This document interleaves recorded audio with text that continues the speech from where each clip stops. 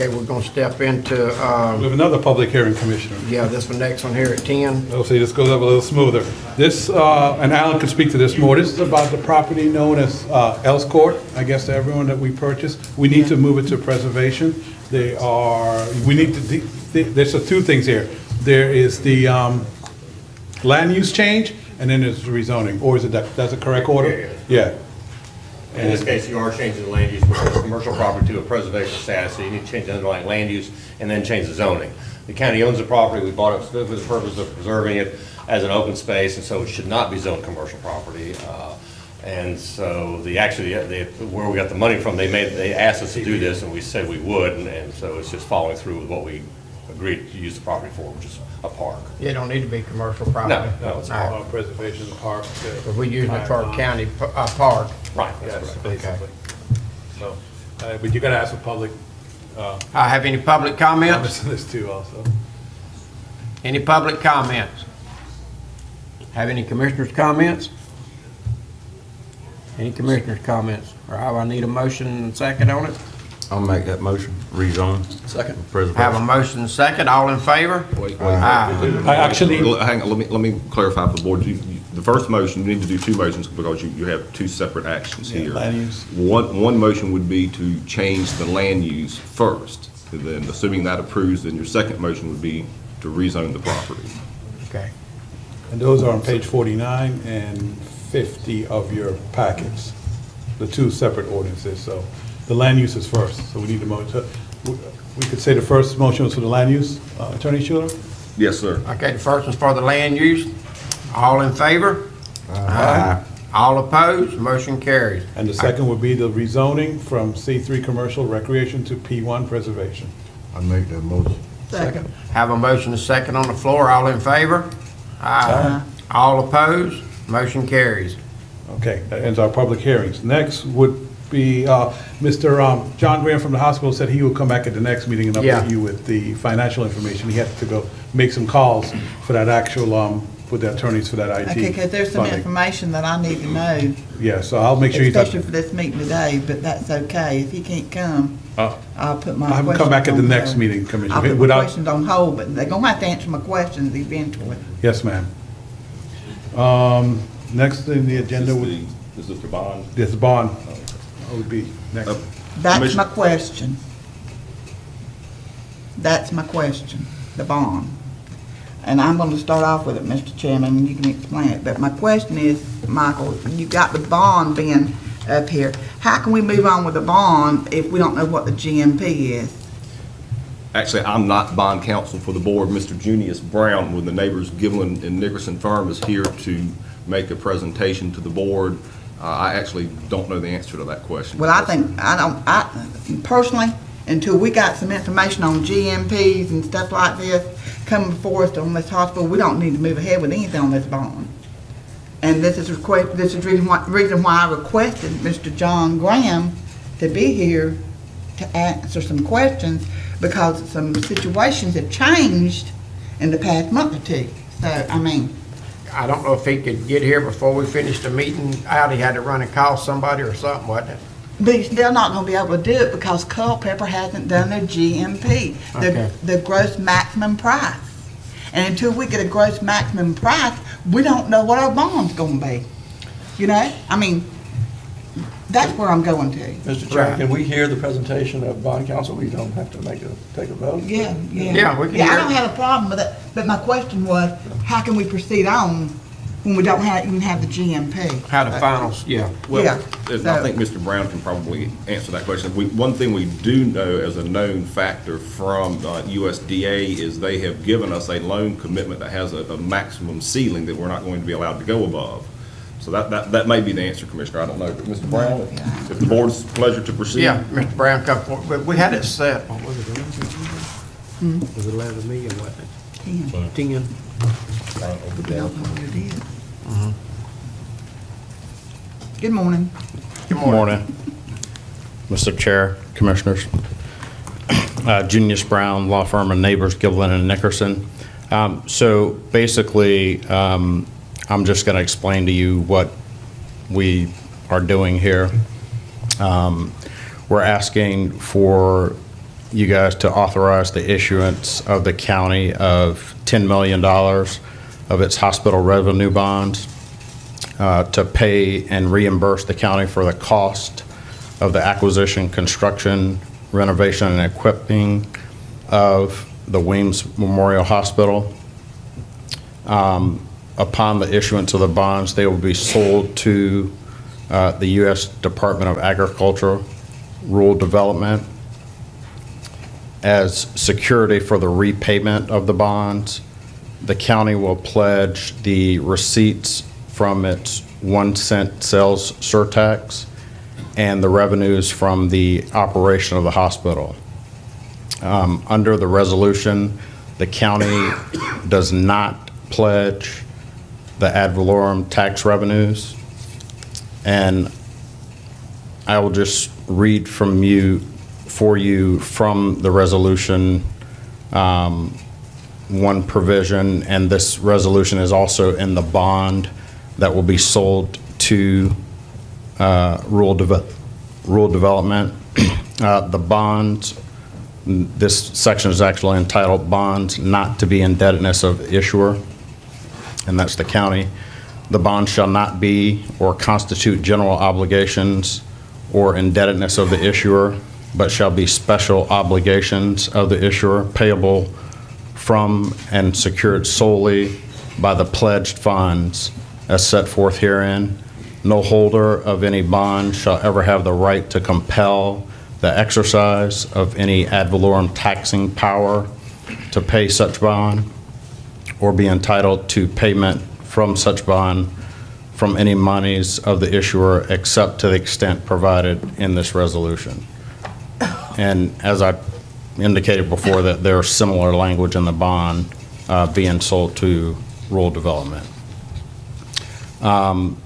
It's my understanding that rural development has already approved the transaction on their end. And after your approval, provided that is provided, we'll need to validate the bonds. That's typically a 90-day process, and of course meet all of rural development's requirements with respect to construction. So if you guys have any questions, I'll be more than glad to answer On this those. bond, it's $10 million bond. If they Correct. go over that bond, who's liable for that money? Well, If it costs us more than $10 million to build that hospital, who's liable for to pay well, the money? your resolution, the resolution that you approve will only authorize the issuance of $10 million. So you won't be able to issue more than $10 million. So if the GMP is greater than $10 million, that gap's going to have to be filled somewhere else, but it won't be with bond proceeds. Well, and that's Okay. my point. That's my point being, I didn't have no problem with the bond attorney, but it really upsets me that I asked a specific question at the last meeting over in Carabel. Would you have Mr. John Graham here? I've got some questions to ask him, and I know we're running over with this, but for me to be on board with it 100% and everything, I've got to know the answers to these questions, because he did a PowerPoint up here when they started talking about building the hospital that said that this amount of money would be coming in to pay this amount of money back. And since then, we've been told the news that all the money that we thought we were going to get back on a certain thing, we're not getting back. So that all has to play with it. The most important thing is the company that we chose to be the construction manager has not gotten the numbers down for the gross maximum price. And until we know that, I don't feel comfortable going out on a bond for something until my answers, I have my answers to the numbers. Because I just can't make a good decision. I sit here and try to listen to both sides, and I make a decision not only with my head but my heart. And my thing is if the numbers are not there, I can't move ahead. And that's just my thing. And I would like to table this bond thing until we can get the GMP from the contractors, get Mr. Graham in here to say, okay, we want you to revisit the allocation of money that we had. Okay, you had this coming in the pot, that coming in the pot. Now we don't have that. So what are you looking at? You know, that's what I'm saying. And the public needs to hear what it is. The public. It's not me, Cheryl Sanders, paying back this. This is all the people who buys anything in Franklin County is gonna be paying this back.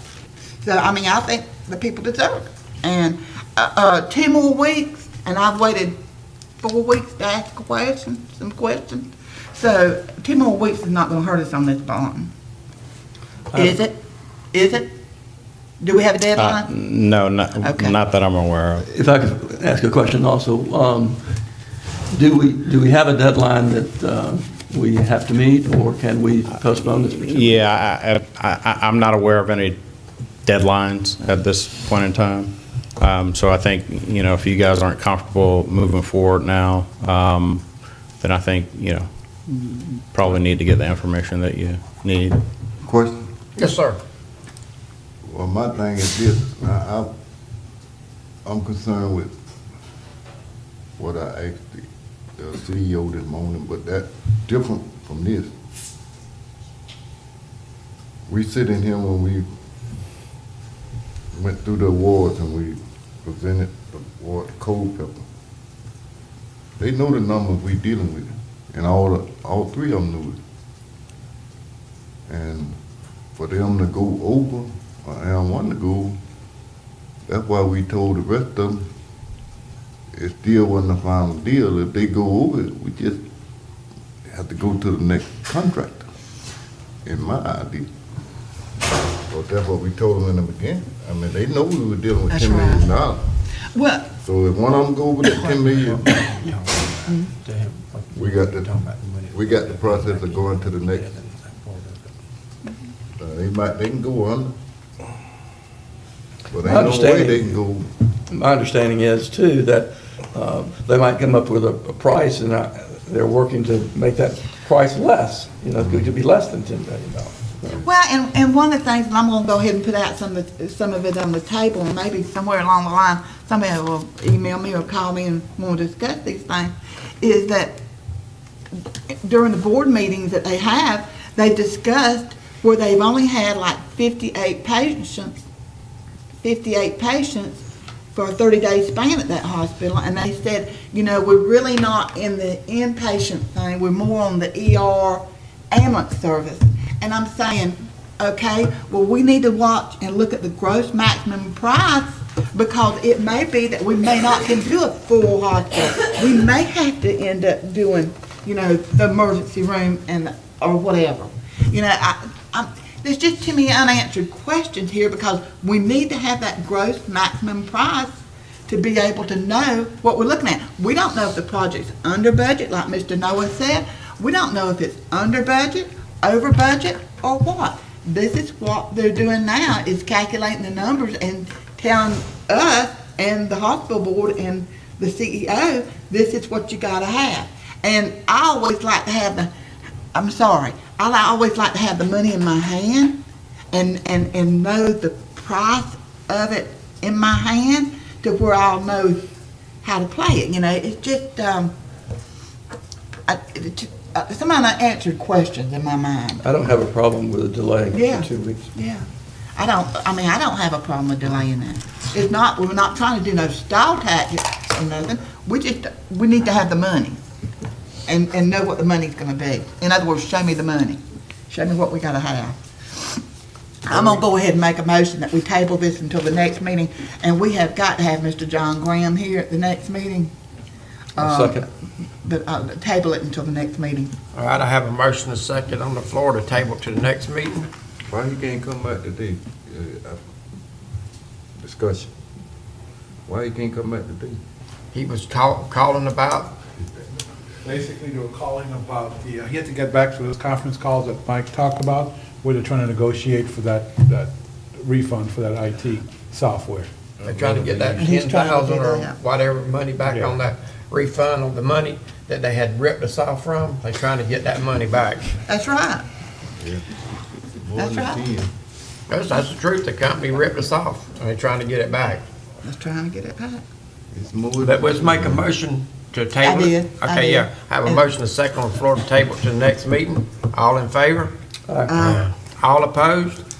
Motion carries. Great, thank you.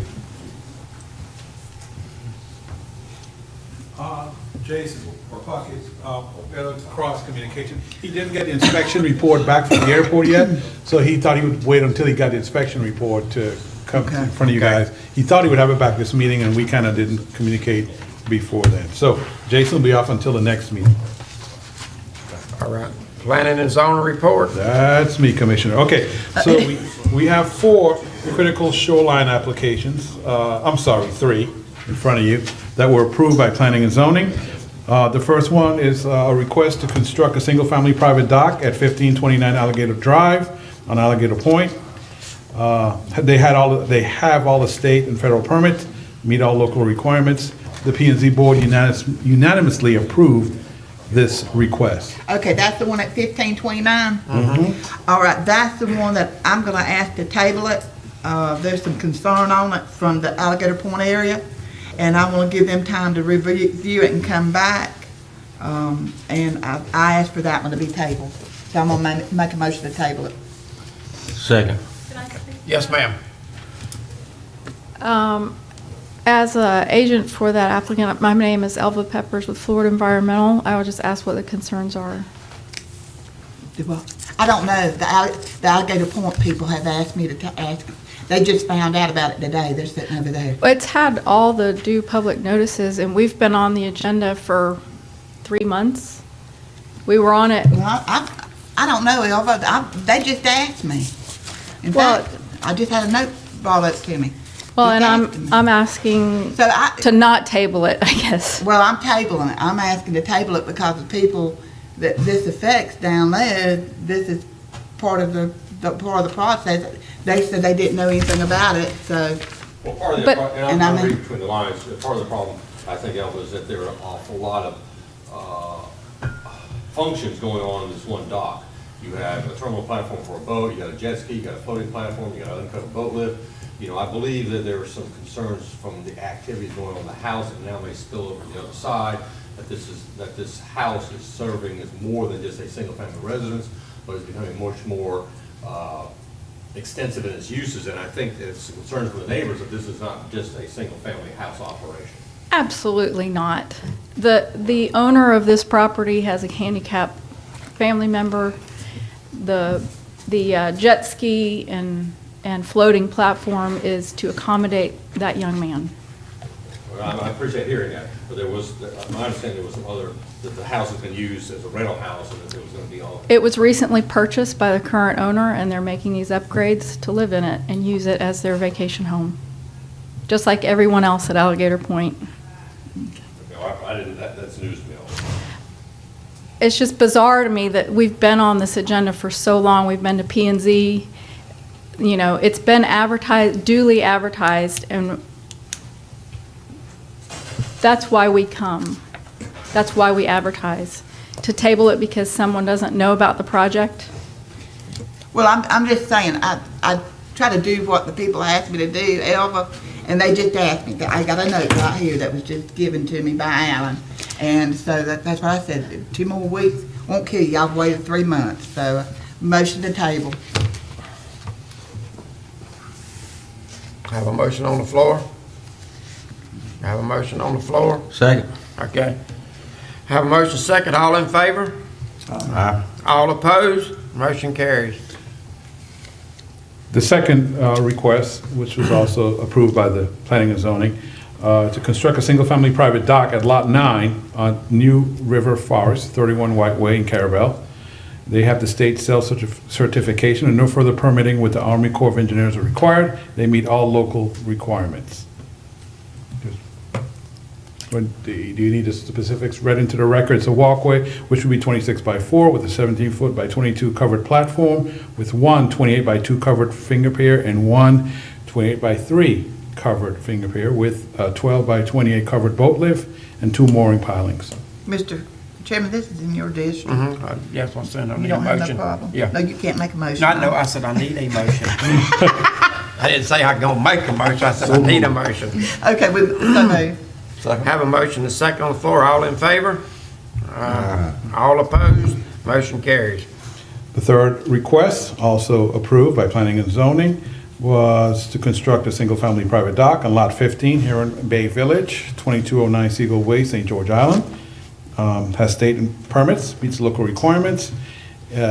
Contingent upon receiving the Army Corps of Engineer permit, the dock will be 480 by 4 with a 20 by 6 terminal platform and a 12 by 20 boat lift. 480 feet. That's got that deep to Yeah. get the water. Yeah, it's shallow. They asked that at Planning and Zoning Commission. Yeah. Move approval. Second. Have a motion and approval on the floor and a second, all in favor? Aye. All opposed? Motion carries. And we have a rezoning request, which is basically a public hearing. That's number 4. A request to rezone a 10-acre parcel lying in Section 28, Township 7, South Range 5, West Cabral, Florida, from R1 Single Family Resident to R2 Single Family Mobile Home. Now, this morning, though, Michael, is just to get the board to approve. Just set up. approve to set the public hearing. Public Yeah, hearing. So moved. pretty much like what we did for this morning with the 2 public hearings. So all we're doing is setting a public hearing. Second. Have a motion and a second on the floor, all in favor? Aye. All opposed? Motion carries. And finally, a site plan review. It's an approval for a 24 by 40 commercial storage building to be placed at 330 US Highway 98 in East Point, Florida. Request submitted by Mr. Charles Rex Pennicuff, applicant. He's out there if you have any questions for him. So moved. Basically, a storage that they had no problem with, also approved. Second. Have a motion and a second on the floor, all in favor? Aye. All opposed? Motion carries. Approved. Commissioners, on my report, items 12 and 13 apply to planning and zoning. I got informed the board that Mr. Dan Rozier is stepping down from his seat on the Planning and Zoning Commission. Mr. Rozier has served the county's Planning and Zoning Commission for almost 8 years. He served as an at-large member appointed by District 5 Commissioner, and Commissioner Massey is aware, and he is seeking a replacement as we speak. I'm trying to. The guy that I asked decided not to do it, so I'm still looking. So we're still looking. And because of that, we lead into item 13, and due to this new vacancy on the Planning and Zoning Commission, we only have enough members to make a quorum. We've been notified that one of the current members will be out of town on May 10th, which is our next scheduled PNZ meeting. So we've rescheduled the regular meeting to May 17th when everyone can make it. So that's just for the public. The next Planning and Zoning will be on May 17th, not May 10th. Well, Mr. Chairman, Yes, sir. I wanna make a motion that we give Mr. Rozier like a thank you for serving. Give him a letter, thank you for Mr. Dan Rozier. I Okay. second. Letter, flag, or whatever. Yeah. I second that. I ought to have a motion and a second on the floor to give Mr. Dan Rozier a plaque or a letter. All in favor? Aye. All opposed? Motion carries. That's the end of my Planning and Zoning. I have a question about Yes, sir. P and Z. I know several meetings had to be postponed because we didn't have a quorum. And I know that building permits are up in the county. Do we have a mechanism to deal with that if we don't have a quorum? Last month, we rescheduled, we had that special meeting, and this month, we just changed the date of the regular meeting. We were able to get it in time to change the date of the regular meeting. What we're trying to do is fill those slots as best as we possibly can, Commissioner. It's been an ongoing battle. So we have more than just the vacancy that, Oh, yes. Yes. We have, how many, Alan? We have 3? 5 members out of a 9-member board, and the only answer right now is to reschedule the meetings, Commissioner Watson, unless and until this board Yeah. should make changes to the ordinance. I know at one point there had been some discussion, I don't know, maybe 9 months or 12 months ago, of potentially amending that zoning code provision to reduce the number of members, but the majority of the county commissioners did not seem to favor that suggestion. So at this point, the only option is to reschedule meetings so that we can obtain a quorum. now, follow up, Mr. Chairman, the question, which are the slots that are not filled? Are they supposed to be in a certain category? Is that what the issue is? Yes, sir, there are nine categories that have to be filled, plus, I believe, 2 alternates, Alan? Yeah, there are 9 members on the, 5 of them come from industries that are, they're supposed to be sitting as forestry, Forestry, seafood, real estate, I forget the five, and Seafood there are workers. 4 that are at large. And I don't have the breakdown now, but I believe the at large are filled, but it's some of the industry seats. Yeah, industry seats. And I will tell you, one of the commission members asked Amy to make sure she puts on the upcoming agenda that discussion. They want to discuss it amongst themselves and send a recommendation to this board of what they think should be done to help the process move forward too. I have a question for you, Mr. Schuler. Yes, Can a sir. commissioner sit on planning and zoning? No, Nope. sir. He can't? 'Cause No, sir. if I say I'd do it. No, there's actually a rule out there. You can't sit as a member of an advisory board and make recommendations on which you're later going to vote on as a. Well, I didn't know if commissioner. you could do it on P and Z, but because I know a lot of people's want their stuff passed through. Yes, sir. Well, let me ask you a question. Yes, sir. Is there a problem with it, like if people have been waiting a long time? Couldn't they bring it straight to us? There is no provision for them to be able to do that at this point, and that would also defeat one of the principal purposes of this county commission creating the planning and zoning board, which is for those appointed members to go through and fly spec all of the applications and conduct those hearings, as opposed to you doing that during your regular meeting. I mean, it's not that you could not amend the ordinance and bypass P and Z altogether, but that hasn't been done in 30 years to my knowledge, maybe never. I mean, Alan, you've been here longer than I have. I can't, I had never been done in 20 years I've been here. There's another alternative, Commissioner. I mean, you can sort of course, encourage to have the P and Z all 9 members filled. You can reduce the number of members in P and Z, or you can also amend the ordinance to reduce the role of P and Z, so not everything is held up to go to P and Z. I mean, you have a competent staff. I have full faith in the people you've hired, and so there may be now in reflection that commercial site plan review involving a storage unit doesn't have to go to P and Z, that your staff could say, yeah, it meets all the setbacks, meets a boom, it's approved. So there are some things that you could amend the ordinance to, so that P and Z no longer has to serve that role, because you have a competent staff doing it for them. So I just offer that also as a way to keep things moving. Yeah, it's kind of like, he wouldn't have to come if he done that, because it's kind of like getting a building permit or a little, put a shed in. Yeah, but like Commissioner Watson pointed out earlier, of the building permits that are being issued in the county, how many are commercial? Well, no, but additions are not, additions are shown as additions, not necessarily residential or commercial, so you don't really know about additions. It's a different category of the check. But that's just, I just throw that, we can't do it now, but that's just another way of solving it. Right. Well, why don't we see what P and Z makes as recommendations, and then take that under advisement. In the meantime, what are the vacancies that aren't filled? Let us know, and maybe we can. Email the makeup of the board to you and what's vacant right now.